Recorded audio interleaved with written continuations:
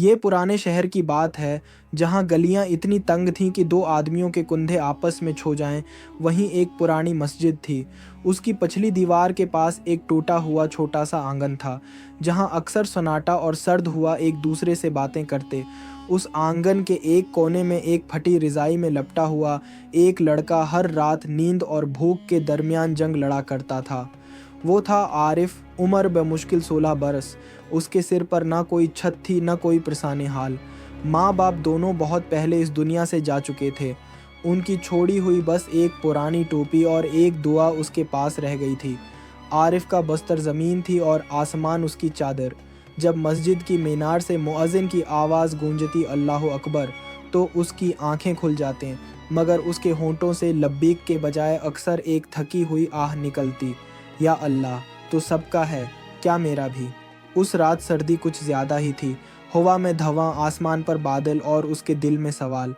وہ اپنی پھٹی رضائی کو بدن کے گرد لپیٹے بیٹھا تھا، مگر ہوا اس کے کپڑوں کی درزوں سے اندر گھستی جا رہی تھی، جیسے تقدیر خود اسے آزما رہی ہو۔ مسجد کے امام صاحب کی کھڑکی سے آنے والی روشنی اس کے چہرے پر پڑتی اور اس میں ایک عجب سی چمک دکھائی دیتی، وہ چمک جو کسی تڑپتے دل میں امید کی آخری لو ہوتی ہے۔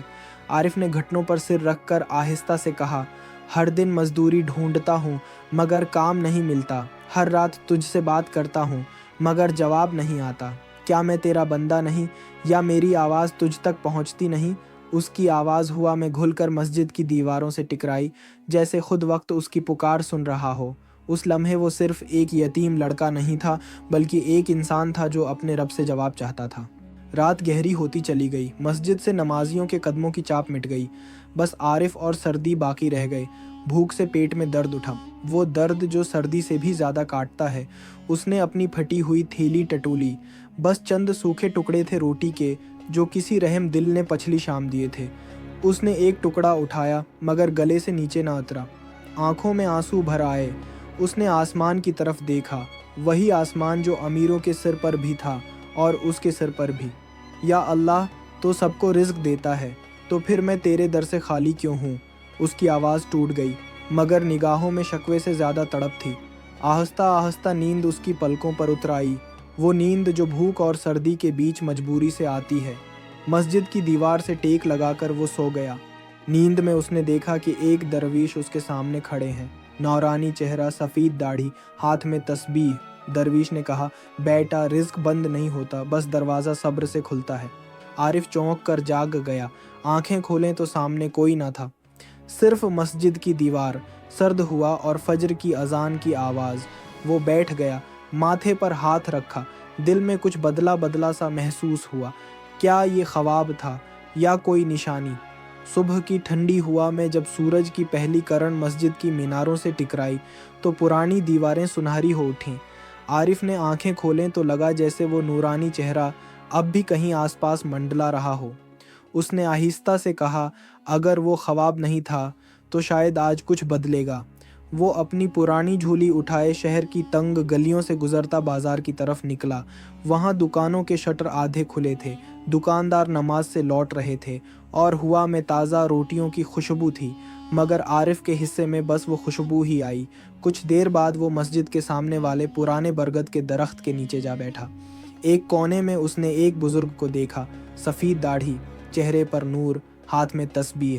وہ کچھ پڑھ رہے تھے، ان کی آواز میں ایسا سکون تھا کہ عارف خود بخود ان کے قریب چلا گیا۔ بزرگ نے بغیر دیکھے کہا، آ گیا تو؟ میں نے کہا تھا نا، دروازہ صبر سے کھلتا ہے۔ عارف کی سانس رک گئی۔ آپ نے کہا تھا، درویش مسکرائے، ان کی آنکھوں میں ایسا نور تھا جو دل کو چھو جائے۔ انہوں نے اپنی تھیلی سے ایک روٹی اور تھوڑی دال نکالی اور کہا، بسم اللہ کہہ کر کھا لے بیٹا، بھوک صرف پیٹ کی نہیں ہوتی، ایمان کی بھی ہوتی ہے۔ عارف کی آنکھوں سے آنسو بہہ نکلے۔ اس نے بسم اللہ کہہ کر کھایا اور پہلی بار اسے لگا کہ وہ کھانا نہیں، نعمت چکھ رہا ہے۔ درویش نے فرمایا، جسے صبر آتا ہے وہی سچا امیر ہوتا ہے، تو غریب نہیں بیٹا، بس تیری آزمائشیں باقی ہیں۔ عارف نے آہستہ سے پوچھا، مگر حضرت اللہ نے مجھے اتنا اکیلا کیوں رکھا؟ درویش بولے، کیونکہ جو اکیلے چلتے ہیں وہی راستے کا مطلب سمجھتے ہیں، بھیڑ میں چلنے والے تو بس منزل دیکھتے ہیں، سفر نہیں۔ عارف کے دل میں کچھ پگھل گیا، दरविश जाते वक्त बोले, कुल मस्जिद के पास वाले गोदाम में जाकर काम मांगना, तेरे लिए वहाँ कुछ लिखा हुआ है, और याद रखना जब हाथ थक जाएं तो ज़बान को शुक्र कहना सिखा देना। अगले दिन वो गोदाम पहुँचा।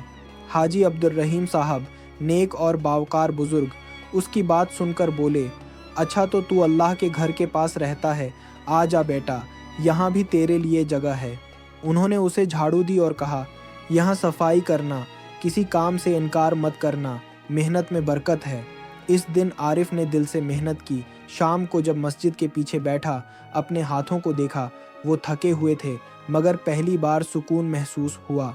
उसने कहा, आज इन हाथों ने मांगा नहीं, कमाया है। दिन गुजरते गए, आरिफ मेहनत करता, दुआ करता, शुक्र अदा करता। 20 दिन बाद हाजी साहब ने उसे अपने पास बुलाया और कहा, अब तू मस्जिद के पीछे मत सविया कर, बाजार के पीछे वाले कमरे की चाबी ले ले, पहला महीना मैं दूंगा। आरिफ की आंखों से आंसू बह निकले। हाजी साहब बोले, ये तेरे सब्र का इनाम है बेटा, अल्लाह कभी किसी को खाली नहीं रखता।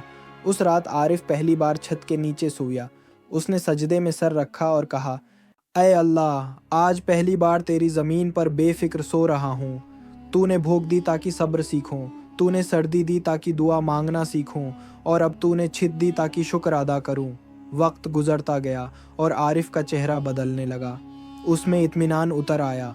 उसने अपने कमरे की दीवार पर कोयले से लिख दिया, सूझ बदल दो, रास्ते खुद खुल जाएंगे। अब वो हर रोज़ अपनी कमाई का थोड़ा हिस्सा मस्जिद के गरीब बच्चों में बांटने लगा। जब कोई पूछता तो खुद गरीब है, फिर क्यों देता है?